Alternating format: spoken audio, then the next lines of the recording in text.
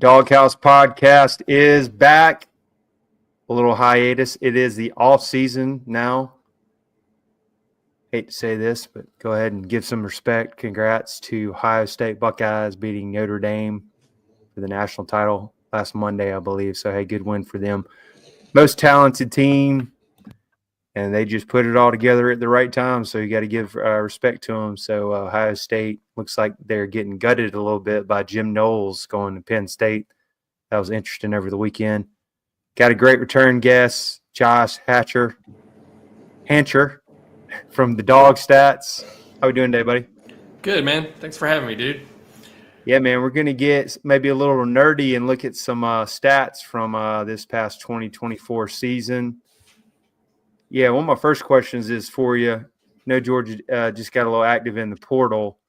In your opinion, what was maybe the most important transfer portal player, and he can make a big difference right away?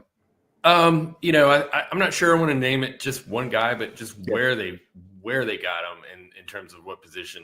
And everyone, I mean, you didn't have to follow much Georgia football to know that one of our weaknesses was the wide receiver and skill set at the perimeter, which I was worried from the jump about what. Even when going into that Texas game, I said, man, I just don't know if we're actually going into that Alabama game. I just don't know if we've got playmakers out there. And we didn't. You can't lose two studs like Brock Bowers and Lad McConkey and just really, expect that same result. So, they got the kid Branch from USC, and they got the transfer from Texas A&M. Got that wide receiver is Noah Thomas. Noah Thomas, yep. And so Zachariah Branch, Noah Thomas. So I think that points to a position of need, and that they were, how quickly those came in, and how it felt like they were on that early. They knew they were going to need some help out of the portal, and they went and got them. So I think Noah Thomas, having played in the SEC, and I know that I feel like he might be the guy that can really just haul in some balls and get some yards and get some breakaway plays. So that's, if you got to name one, I would say that. But I'm excited for Zachariah Branch, who was a 5-star that went to USC, had a pretty decent year. But but Noah Thomas is a guy.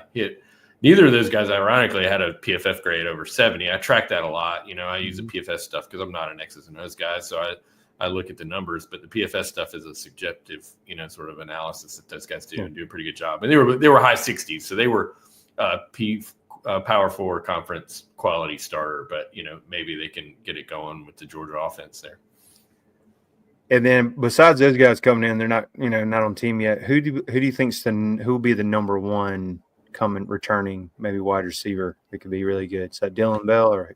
Yeah, I mean, I think Dylan Bell is sort of the our leading, if you take the transfers and everybody and just put them on the Georgia roster, the leading receiver would be Noah Thomas. The second leading receiver would be Zachariah Branch. Both those guys had 500 yards. Dylan Bell had 466. Noah Thomas had 8 TDs. So I think Dylan Bell can go back to what he was doing, as being a slot guy, as not having to go and play and get those contested balls, get underneath. So I think Dylan Bell might have I expect him to be a more productive pass catcher for Georgia, but I'm still looking at one of those two transfers to maybe break it open, and maybe we can get one of these freshmen in here, CJ Wiley or Taylor as freshmen that can get in there and make some explosive plays. I don't think they'll be leading the team, but I feel like I'm a homer and I love the Dogs. I'm thinking we're going to be improved at the wide receiver position. And then maybe we can, if he gets everything straightened out, maybe we can get Kobe Young back on the field. That'd be added depth too. Yeah, I mean, there's Nitro Tuggle is a guy that you could look forward, the tight end room is stacked. So there's lots of potential. There's lots of potential as long as they don't drop the damn ball. Exactly. And then you think there's any smoke to the Ohio State lineman Hero Kanu? Great name. Any chance on maybe getting him Is that what was teased about today on Dog Nation Daily? Yeah, okay. I didn't listen to BA today. He's been giving me lots of love on the Dog Nation Daily show, but I'm not an insider. But it would make a lot of sense. I mean, if you want to get eyeballs on your game and not be competitive or have to worry about competing for snaps. I mean, Georgia's lost a lot of snaps to NFL and graduation. So yeah, I mean, you come in and step in and play for Kirby and Coach Shue, and I don't know if there's smoke to it, but again, that'd be pretty awesome. And I think he can step in and go right into a spot, right? That's open. He's not going to have to compete for anybody there. Having lost what we lost on the defensive front seven there. So I know it's the whole 5 to 7 day window after they finish their game. So would he be eligible right away, even though the portal's pretty much done, or how's that? I don't know. It seems like you can get in there and play. I think if you can enroll and that's a big thing.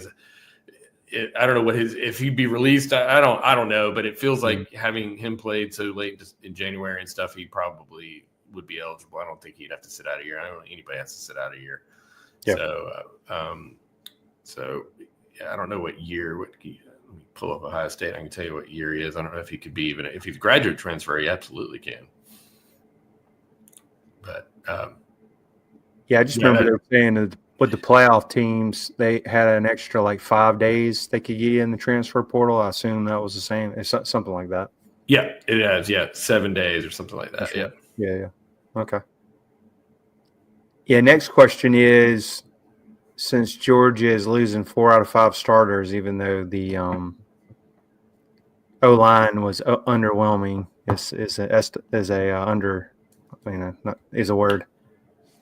Will they take anybody you think in the spring portal potentially to kind of build depth where there's some I think they've got depth. I mean, they've got a lot of guys in there. I mean, they're bringing in 4 or 5 guys in the 2025 class. They've got a number of 2024 kids who didn't get a lot of snaps. Let me filter out the class here and just look at the 2024 guys. And there was a good class there. You got 4 guys who were all 4 stars that didn't get 100 combined snaps. Daniel Calhoun, Daniels, and the basketball player that transferred, and Marquise Easley, and then you got Bo Hewley and some guys that were in the 2023 class who didn't get a lot of snaps. I don't know if the right guy comes up and can make them a better unit.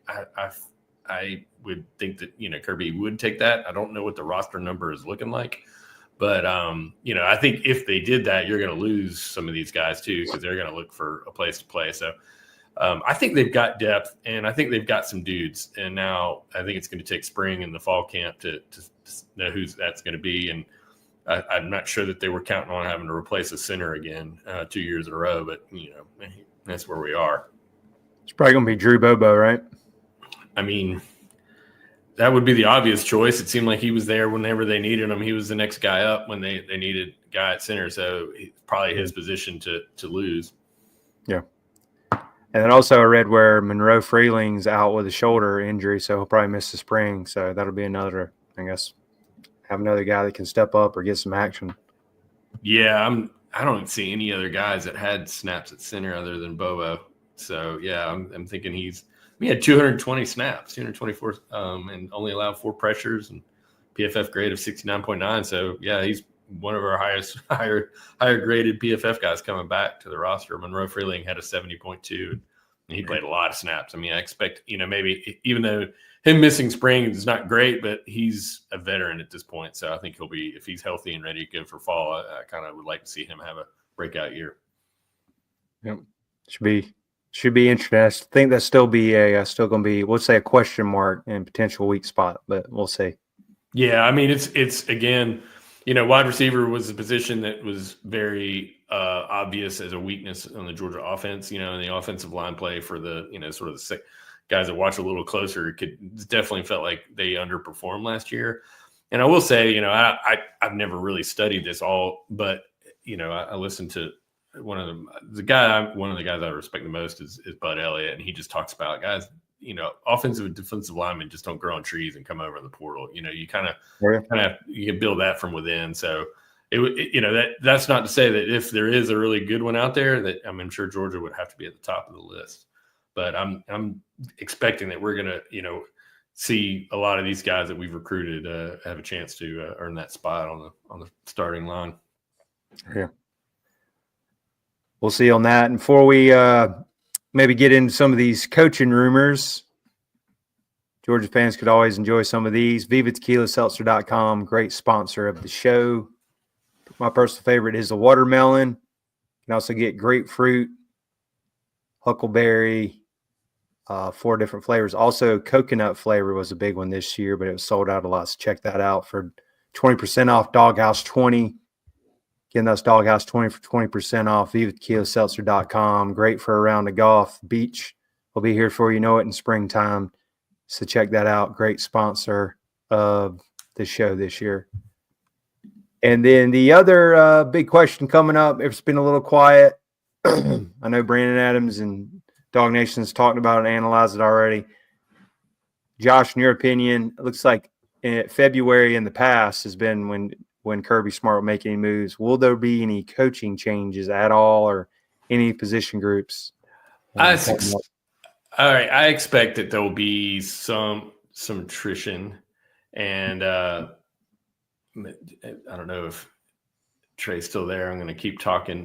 There will definitely. There you are. There will be some Trey. I expect there will be some attrition. Now, whether it's a big name at the defensive coordinator that leaves, I certainly would break my heart to see Coach Shue leave, or whether the one that we've all heard and talked about and makes kind of the most sense would be a play caller, Mike Bobo. I don't know what all you've heard sort of off the record. I have.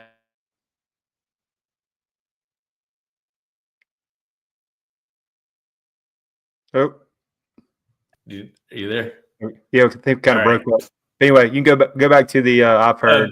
Yeah, I've heard. I heard from a pretty good source that Bobo was going to step down. The same exact, almost verbatim, what Ballou said in his show and talked about him stepping down. And that was early mid-season. And then I had another guy DM me who I don't know and said the same thing. There's a lot of smoke there for it not to be a fire. Coach Bobo has, been around the game a lot. He physically looks tired and he's done a lot. So it would not surprise me if those rumors bore out to be true. Now, I think Buck Ballou said that Buster Franklin was going to take the job, but I don't know if that is as true as it might have been, or the interest may have been there, but I don't know if that's going to happen, because he seems like he's got things going on at Tech, and I would think that there's some money at Tech would want to keep him there, especially not going 60 miles east to coach against Georgia Tech. So I think there will be a change. Now, if it's the OC position, I just don't know. I wouldn't be shocked, but I don't know a whole lot more. But I wouldn't be surprised to see some guys underneath, now that sort of the NFL season is completely wound down. They might get some opportunities to coach in the NFL. But, big name wise, I think I would be stunned, shocked, crushed if Shue left. But, I'm still not convinced that we know who the OC for 2025 is going to be. I would not be surprised to see Mike Bobo take a different role in the administration. About Stacey Searles at O-line, because that was definitely a weak point. He's done such a good job recruiting, and I know how important that is for Kirby. I have not heard that he was moving on.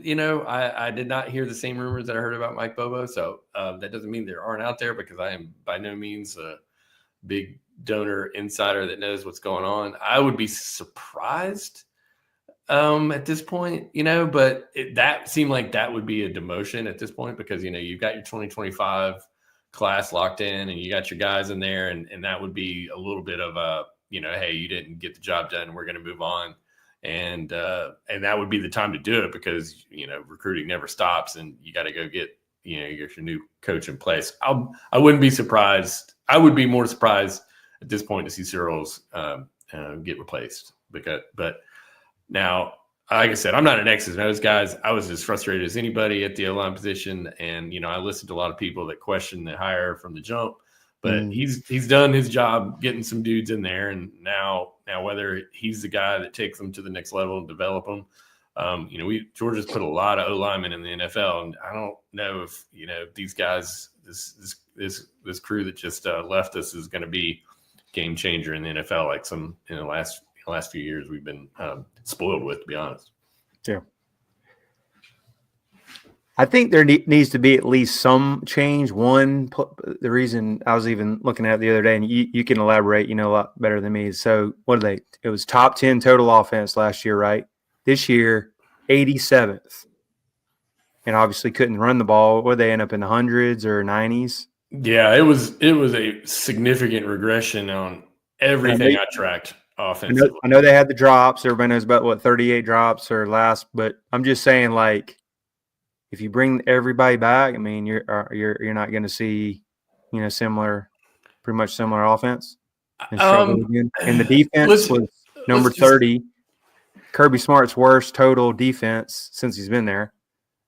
Yeah, I've like I said, everything offensively and defensively regressed last year, numbers wise. Regular stats, advanced stats, whatever it is. I was still trying to keep a half full thing, and I kind of parsed out a lot of the drops. I don't know if you follow SEC StatCat, but Clark Brooks does an amazing job. He charts every game and every offensive snap, and he's a little even harder than PFF and NCAA on drops. And and if you put in like all those drops that we had and made them catches, our offensive efficiency jumped up. I mean, that would be the case for anybody. And not every one of those, contested balls is on the offense, on the quarterback or the catcher. Sometimes it's just good defense. But, the inability to get the playmakers the ball, it was a lot of, the average depth of target was down. And when, that means a lot of shorter passes, and those guys were not explosive. You had an ETN that wasn't healthy for the majority of the season, getting the ball out of the backfield. They just did not have, whether it was a full complement of tools because of, the guys on the field or because of injury or because of play calling. Now, that said, I don't think that Georgia regresses, even if Searles and Bobo are back at their regular positions. Even if, no big name offensive linemen come in through the portal, I think Georgia will improve on offense just because the guys they have here will improve. And defensively, I feel the same way. I mean, and one thing that Georgia does have is the cornerback position sort of. And it's been a minute since we've had two sort of returning cornerbacks, and both were at the end of the year. We're playing pretty good ball. And that's a huge, and I know we lose Malachi Starks and, in the safety position, but I expect, but you've got KJ Bolden ready to step up in there. I expect the defense to be significantly improved, even with the guys we lost. I mean, Christian Miller is a stud. KJ Bolden's a stud. I like our quarterbacks and where we are. And they've still got a lot of depth because, Kirby's done recruited a heck of a lot of players at that position. So I'm pretty, I don't know. You kind of talked to before we got on about whether, looking ahead, if this is going to be a decline or regression. I expect the offense to be improved just because if it gets worse, we're in big trouble. So I think just by nature of just where we were, I think we'll be on the upswing. Now, how big? I don't know if we'll ever get to Todd Monken 2021 stuff, but I don't necessarily know if we need to. But I expect that defense to play a lot better. Yeah. That was kind of my big next question, just the whole state of the program. So going 11-3, and we did make it to the playoffs, won the SEC.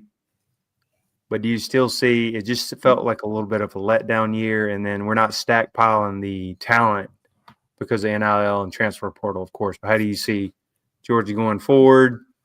I mean, I think everybody thought Kirby was going to be on, Nick Saban retired. All right, we're about to make a run. But yeah, I think, we started out preseason number one.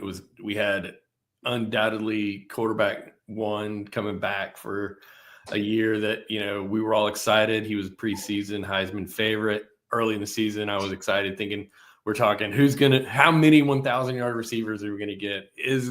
Can Carson make it to the Heisman ceremony? All those things were on the table, and it quickly evaporated. Even as the outlook for the playoff was still strong, individual dominance and accolades weren't there. I don't think we're going to have those same expectations coming into 2025, but that's not necessarily a bad thing. I think that there's one of the I've been working a lot putting together the rosters, because it's one of the things when you look at stats and you're looking forward, it's just hard to get the roster information, but there's so much information out there. So I've done a pretty good job of got a pretty good handle on what all these teams rosters in 2025 are going to look like. And one stat that I put out today on Twitter was kind of interesting. It was you count your 4 and 5 star recruits, right? And you count the PFF guys that played last year that are coming back that had good grades, right? And Georgia has the most players that are highly recruited or, have quality PFF grades coming back. And right there with Alabama, right there with Texas, and Oklahoma had a lot of them. And a lot of them are on defense. So that obviously doesn't necessarily guarantee success, but I think Georgia's got a lot of dudes. I think they were going to be fine. And I think it's easy to look at a season and be like, yeah, man, that was disappointment. And I still love the fact that if you go to the playoff and you lose a big game to Notre Dame in the Sugar Bowl, that's a disappointing year. And that's a pretty good spot to be in, where, LSU's got a lot of question marks. I would not trade positions with LSU. Alabama is one of those teams that, like I just said, has a lot of PFF guys that are coming back, that have played well. They've got a lot of highly rated recruits, so they're not going anywhere. But I'm not sure I would trade rosters with them, because they've every team's got a question mark. I think for us to think that I think you use the term decline. I definitely wouldn't want to use that term. Now, regression's a term that is thrown out a lot, especially by stat nerds like me. But I think Georgia 2025 is going to be an improvement over 2024. And now, whether it's enough to overtake Texas and Notre Dame and Ohio State, TBD on that. But I think we're going to be fine. I think and a lot of the SEC is going to have to run through Athens, and we're still going to have something to say for sure. Yeah, we'll see. We'll see on that one. And another brutal schedule, even though we are getting a lot of the home games. Skipping the Clemson game, which get Marshall. So I think those first 2 games should be a good way for Gunner to get his feet wet, if he's in fact QB1. Yeah, it's a tough schedule, and that's what I think it's. I mean, like, first off, season ticket holders deserve a good home schedule. Oh yeah. And so if you're not excited about playing these games, I don't know what to say. And I know I'll go off on my little soapbox here for a second.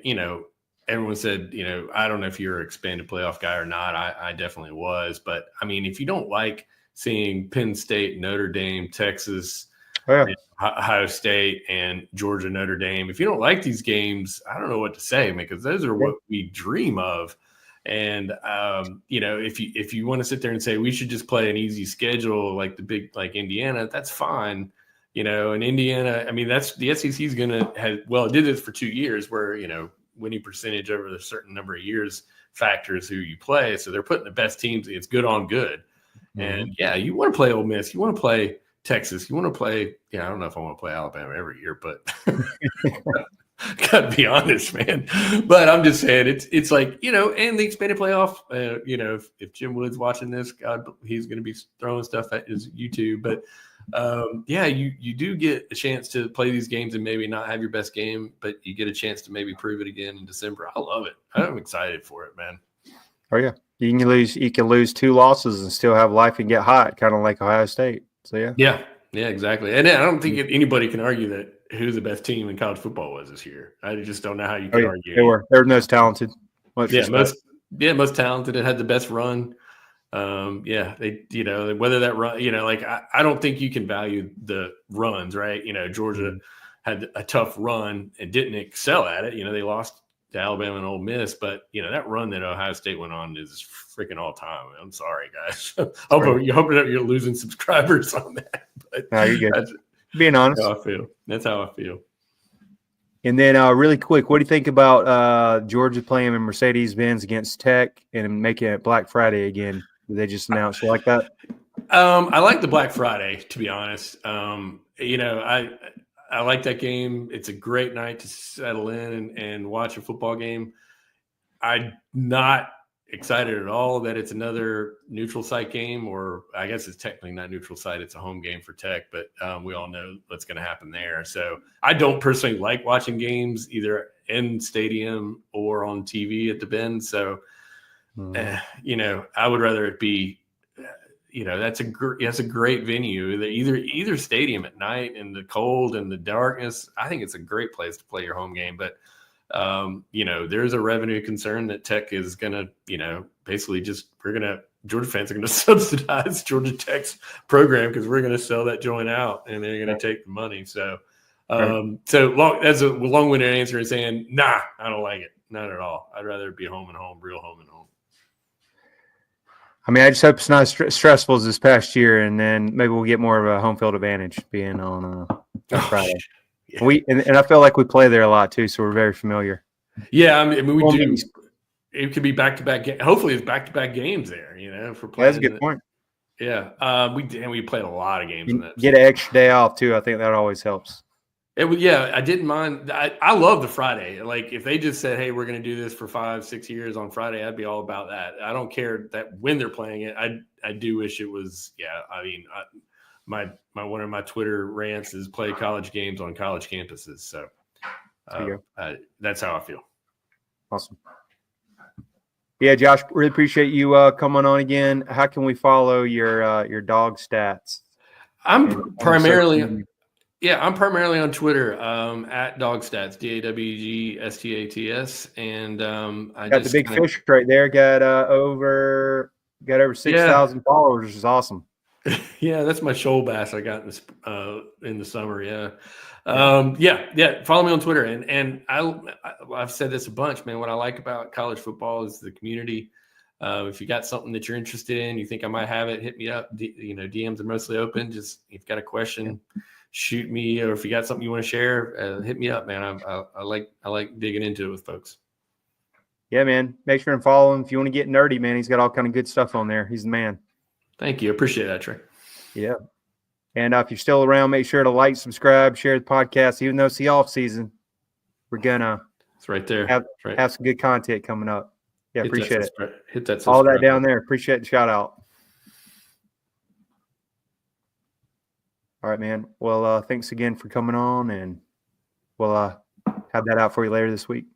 All right, brother. That was fun, man. Yeah, appreciate it, Josh. Absolutely, man. Take care. Go Dogs, man. Go Dogs.